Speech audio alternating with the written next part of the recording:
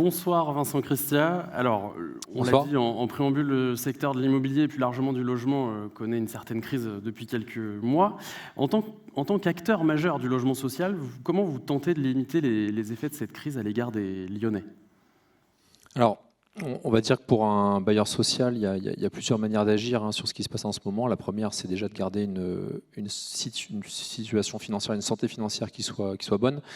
On a la chance d'être dans cette situation. À partir de là, nous, c'est vrai qu'on a, comme tout le secteur, des organismes HLM au niveau national, dans ces moments de crise, et ça a été dit précédemment, c'est pas la première fois qu'on traverse ce genre de moment, évidemment de jouer un rôle contracyclique dans ces moments-là. Donc on a la capacité aussi, parce qu'on a du chiffre d'affaires qui continue à rentrer, des loyers qui continuent à rentrer, d'être en capacité aussi d'intervenir en soutien d'un certain nombre de situations qui sont compliquées pour la promotion immobilière, notamment sur le neuf en ce moment. Donc c'est ce qu'on est capable de faire, nous comme la plupart des bailleurs en ce moment, pour effectivement aller chercher des parts complémentaires de logements sur des programmes qui n'étaient pas forcément prévus en logement social et où on vient finalement acheter tout ou partie de programmes immobiliers pour permettre qu'ils sortent. Donc ça, c'est le premier pilier important. Le deuxième qui existe heureusement encore dans ces moments-là, c'est la capacité qu'on a, un certain nombre d'entre nous, à agir en direct, en maîtrise d'ouvrage direct. Et donc c'est vrai que Lyon Métropole Habitat continue à le faire pour quasiment 40% de son activité, notamment parce qu'on a gardé historiquement une habitude d'acquisition de foncier qui permet de développer encore du neuf, y compris dans ces moments-là. Ouais, tout à fait. Je rappelle que Lyon Métropole Habitat, c'est 33 000 logements en gestion, c'est ça ? Tout à fait, un petit peu plus, on est quasiment à 34 000, tout à fait. Alors, vous remettez ce soir le trophée de la réalisation architecturale, et donc les nommés sont Promoval pour le projet Hike Park, Arcora pour le projet EM Lyon Business School, que vous avez certainement vu dans le 7e arrondissement, et Citinea pour le projet Groupe Scolaire Mont-Blanc. Et donc, Vincent Cristia, le projet lauréat est... Alors, le projet lauréat est le projet Citinea Groupe Scolaire Mont-Blanc. Qui est représenté ce soir par Carole Martin, directrice de Citinea, et Katerina Chakourava, architecte de Moon Safari, et Philippe Delacruz, adjoint à l'urbanisme de la ville de Rieux-la-Pape.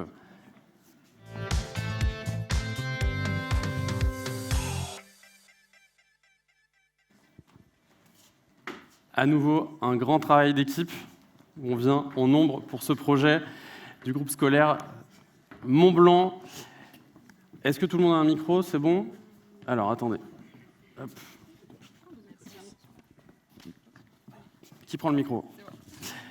Avancez sur la scène, c'est votre moment, profitez-en. Alors, le groupe scolaire Mont-Blanc, il fait partie du projet global d'aménagement de la ZAC des Alaniers à Rieux-la-Pape. Le projet, il doit être livré pour la rentrée 2025. Il s'agit d'une déconstruction totale de l'école existante pour reconstruire un établissement pour accueillir 11 classes de maternelle, 18 d'élémentaire. Mais c'est aussi un pôle petite enfance, un espace restauration, un accueil de loisirs, un gymnase. Surtout, Citinea, donc, qui est une filiale de Vinci, je le rappelle, a imaginé un bâtiment innovant pour le corps enseignant. Qu'est-ce que cette future école a de si particulier? Qui veut bien répondre? Et Katerina? Je vais commencer peut-être. Qu'est-ce qu'il y a d'innovant? C'est que par ce projet, on a... Parlez bien dans le micro. Pardon, excusez-moi, je ne suis pas habituée. Bonsoir à toutes prenez et à votre tous, temps. déjà. Du coup, ce projet, qu'est-ce qu'il y a plus? C'est que ce projet sera un lieu de vie pour les enfants, mais surtout un nouveau monde rempli avec des découvertes et des émotions pour les tout petits. C'est avec cette volonté en fait qu'on a conçu le projet, et on peut s'apercevoir par sa particularité culturelle qui limite un peu les terrains et crée différentes entités d'intimité pour les enfants. Et c'est ça qui est de particulier en fait. Après, il ne faut pas trop nous laisser le temps aux archis de parler de nos projets parce que ça peut durer très très longtemps. Je sais qu'on est limité en temps. Carole Martin, un mot sur ce projet? Alors, bonsoir à tous. Ce projet, pour nous, c'est une fierté pour Citinea d'être en équipe avec Moon Safari et nos partenaires, et puis de répondre au projet de la ville de Rieux. Je pense que Philippe nous en dira plus, mais c'est un projet important pour la ville. Et nous, vu que c'est un prix architectural, ce qui est important pour nous en tant que constructeurs, c'est d'avoir fait un design à partir de béton très bas carbone, puisque 90% du béton est du très bas carbone, donc avec une empreinte pour l'environnement qui est respectueuse. Donc c'est important pour nos équipes et pour l'avenir aussi. Et pour l'avenir de nos enfants, c'est bien le sujet. Philippe Delacruz, alors en tant qu'adjoint à l'urbanisme, pourquoi il fallait un équipement de cette envergure-là pour la ville de Rieux ? Tout simplement, alors vous n'êtes pas sans ignorer, depuis 10 ans maintenant que l'équipe d'Alexandre Vincendé est aux manettes de la ville, on est dans une sorte de révolution de l'ensemble de l'architecture, de la ville et des services publics qui sont apportés. Cette école, c'est un peu un emblème de notre rénovation urbaine, où je rappelle, c'est 400 millions d'euros d'argent public investis par nos partenaires bailleurs, pour de la réhabilitation, à peu près 1000 logements détruits, 800 qui seront reconstruits. Et là, sur cette école qui est dans le centre, la ville nouvelle de Rieux, au centre de la ZAC de Alagny-Mont-Blanc.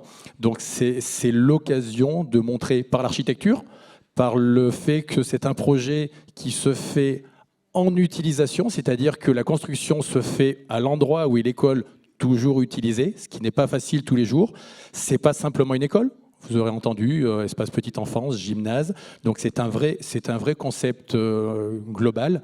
Effectivement, l'aspect environnemental, dont entre autres le béton bas carbone, le raccordement au réseau de chauffage urbain. En tout cas, en termes de bilan carbone, il y a un vrai travail qui a été fait. Donc derrière ce projet, tout ce que l'on met en œuvre depuis 10 ans est un peu résumé. Et donc, ce soir, vous recevez le trophée de la réalisation architecturale. Je vous laisse le recevoir des mains de Vincent Christia avant de regagner le petit espace photo. Merci à vous tous. Merci. Merci au Progrès, au Club de l'Ours et à LMH. C'est gentil, merci beaucoup.